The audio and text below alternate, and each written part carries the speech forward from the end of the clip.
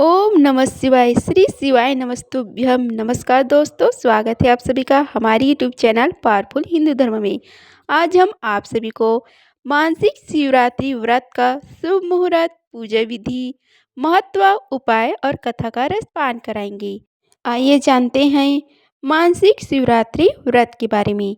हर हिंदू महीने के कृष्ण पक्ष की चतुर्दशी तिथि को शिव चतुर्दशी व्रत किया जाता है। इसे मानसिक शिवरात्रि भी कहते हैं। मार्गशीर्ष मास का मानसिक शिवरात्रि का व्रत कब रखा जाएगा उसके बारे में आइए जानते हैं। धर्म ग्रंथ के अनुसार फाल्गुन मास के कृष्ण पक्ष की चतुर्दशी तिथि को भगवान शिव ज्योतिर्लिंग के रूप में प्रकट हुए थे। इसलिए हर महीने के चतुर्दशी तिथि को मानसिक शिवरात्रि का पर्व मनाया जाता है। मान्यता है कि इस व्रत को करने से भगवान शिव प्रसन्न होते हैं और अपने भक्तों की हर इच्छाएं पूरी करते हैं। इस बार मार्गशीर्ष मास का मानसिक शिवरात्रि का व्रत 29 नवंबर 2024 को किया जाएगा। आइए जानते हैं इसके शुभ मुहूर्त के बारे में। पंचांग के अनुसार मार्गशीर्ष मास के कृष्ण पक्ष की चतुर्दशी तिथि 29 नवंबर शुक्रवार की सुबह 8:40 से शुरू होगी, जो 30 नवंबर शनिवार की सुबह 10:30 तक रहेगी। क्योंकि मानसिक शिवरात्रि व्रत में महादेव की पूजा रात में की जाती है, इसलिए यह व्रत 29 नवंबर शुक्रवार को किया जाएगा। आइए जानते हैं मानसिक शिवरात्रि के शुभ मुहूर्त के बारे में। मानसिक शिवरात्रि व्रत में भगवान शिव जी की पूजा रात्रि के चारों पहर में की जाती है। 29 नवंबर शुक्रवार की रात का प्रथम पहर शाम 6 बजे से लेकर रात 9 बजे तक रहेगा, यानी कि प्रथम पूजा इस समय आप कर सकते हैं। इस बार दूसरे पहर की पूजा रात 9 बजे से लेकर 12 बजे के बीच करें।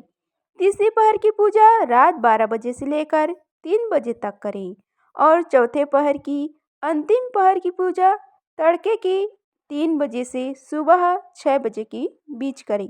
आइए जानते हैं अब मानसिक शिवरात्रि व्रत पूजा की विधि के बारे में। 29 नवंबर शुक्रवार की सुबह जल्दी उठकर स्नान आदि करें और हाथ में जल चावल लेकर व्रत पूजा का संकल्प लें। दिन भर व्रत के नियमों का पालन करें। एक समय फलाहार कर सकते हैं। शुभ मुहूर्त से पहले पूजा की तैयारी कर लें।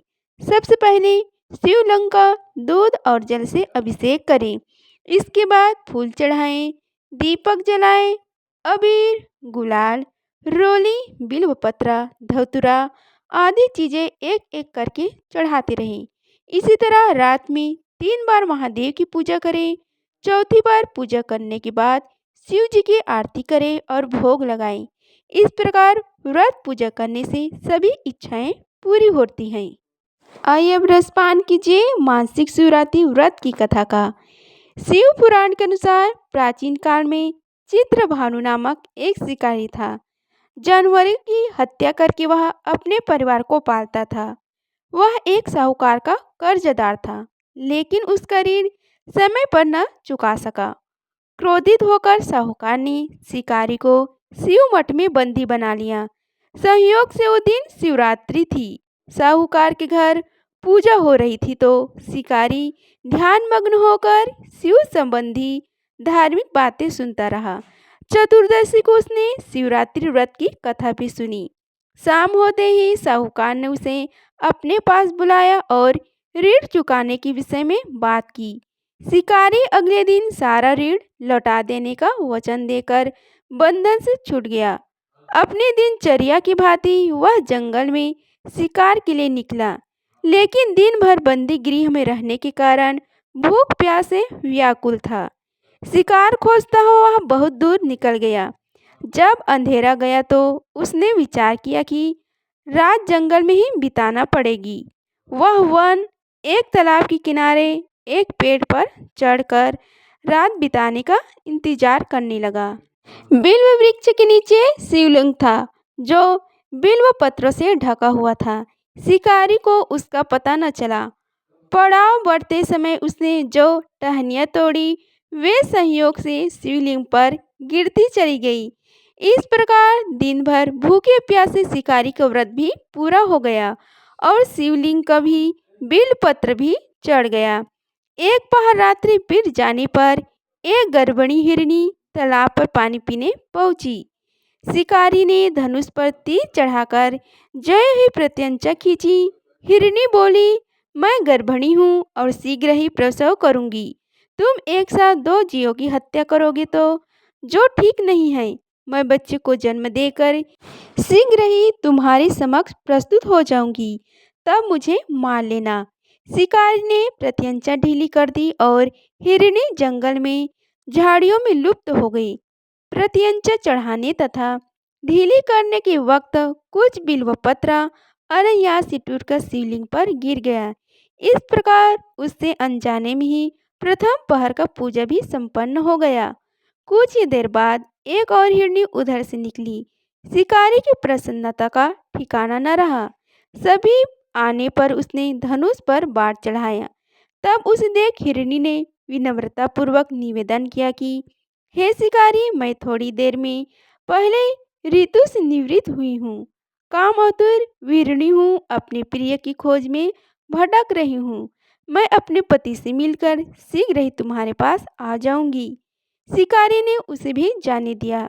2 बार शिकारी को खोकर उसका माथा ठनका। वह चिंता में पड़ गया। रात्रि का आखिरी पहर बीत रहा था। इस बार भी धनुष से लगकर कुछ बेलपत्र शिवलिंग पर जा गिरे तथा दूसरे पहर की पूजा भी संपन्न हो गई। तभी एक अन्य हिरनी अपने बच्चों के साथ उधर से निकली। शिकारी के लिए यह स्वर्णिम अवसर था। उसने धनुष पर तीर चढ़ाने में देर नहीं लगाई। वह तीर छोड़ने ही वाला था कि हिरनी बोली, हे शिकारी, मैं इन बच्चों को इनके पिता के हवाले करके लौट आऊंगी। इस समय मुझे मत मारो। शिकारी हंसा और बोला, सामने आए शिकार को छोड़ दूं?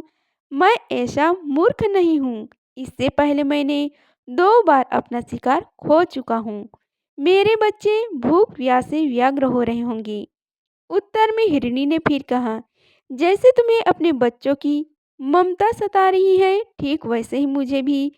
हे शिकारी, मेरा विश्वास करो। मैं इनके पिता के पास छोड़कर तुरंत लौटने की प्रतिज्ञा करती हूँ। हिरनी का दिन स्वीकार सुनकर शिकारी को उस पर दया आ गई। उसने उस मृगी को भी जाने दिया।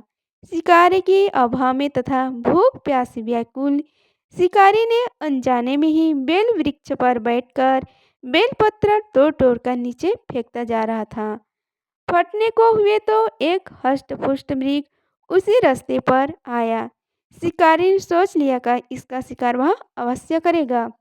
शिकारी की तनी प्रत्यंचा देखकर मृग विनीत स्वर में बोला, हे शिकारी, यदि तुमने मुझसे पूर्व आने वाली 3 मृगियों को तथा छोटे छोटे बच्चों को मार डाला है तो मुझे भी मारने में विलम्ब न करो, ताकि मुझे उनके वियोग में एक क्षण में ही दुख न सहना पड़े।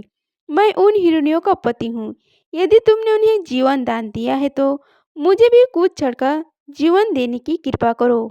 मैं उनसे मिलकर तुम्हारी समक्ष उपस्थित हो जाऊंगा। मृग की बातें सुनते ही शिकारी के सामने पूरी रात का घटना चक्र घूम गया। उसने सारी कथा मृग को सुना दी। तब मृग ने कहा, मेरी तीनों पत्नियां जिस प्रकार प्रतिज्ञाबद्ध होकर गई है, मेरी मृत्यु से अपने धर्म का पालन नहीं कर पाएगी। अतः जैसे तुमने उन्हें विश्वास पात्र मानकर छोड़ा है, वैसे ही मुझे भी जाने दो। मैं उन सब के साथ तुम्हारे सामने शीघ्र ही उपस्थित होता हूँ। शिकारी ने उसे भी जाने दिया। इस प्रकार प्रातः हो आई।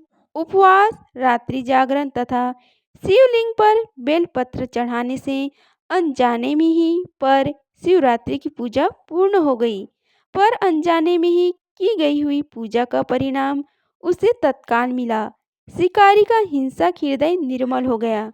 उसमें भाववद शक्ति का वास हो गया। थोड़ी ही देर बाद वह मृग सपरिवार शिकारी के समक्ष उपस्थित हो गया ताकि वह उनका शिकार कर सके।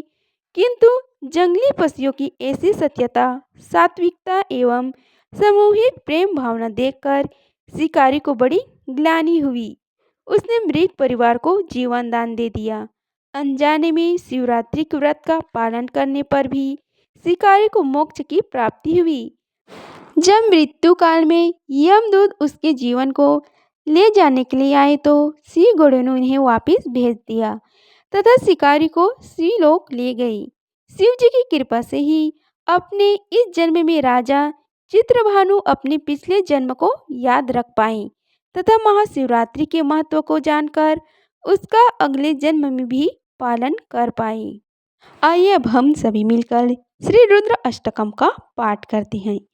नमामि समीशान निर्वाण रूपम विभं व्यापकं ब्रह्मवेद स्वरूपं निजं निर्गुणं निर्विकल्पं निरीहं चिदाकाशमाकाशवासं भजेऽहं निराकारे ओंकारे मूलं तुरीयं गिराज्ञाने मीशं गिरीशं करालं महाकाले कालं कृपालु गुणागारे संसारे पारं नतोऽहं तुषाराद्रिसङ्काशे गौरं गम्भीरं मनोभूतिकोटि प्रभश्रीशरीरं स्फुरमौलिकलोनि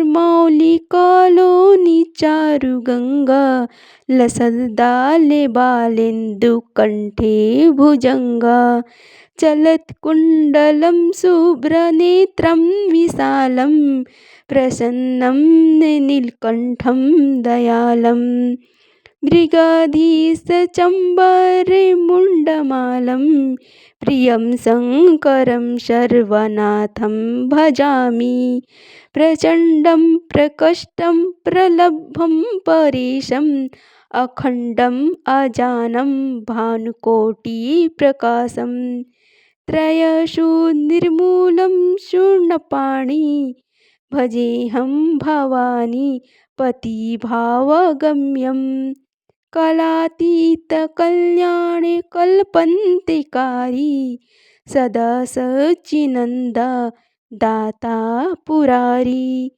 चिदानन्दसदोहं मोहपहारी प्रसिद्ध प्रसिद्ध प्रभो मंथथारी न यावद् उमानादे पादा अरविन्दं भजन्ति ह लोके परेव नारायणं न तावद् सुखं शान्ति संतापनाशं प्रसीद प्रभो सर्वभूताशिवासं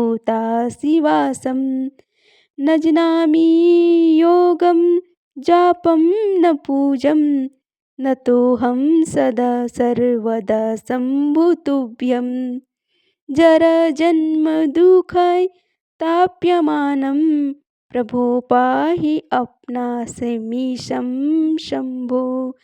रुद्र अष्टकम् इदं प्रवक्तं विप्रेण हर्षोत्तये ये पठन्ति नरः भक्त्यां तेषां शम्भो प्रसदति।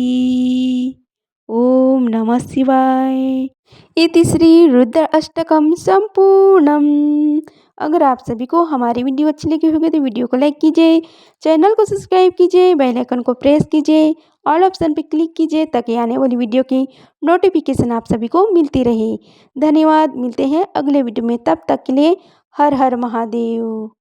ओम नमः शिवाय।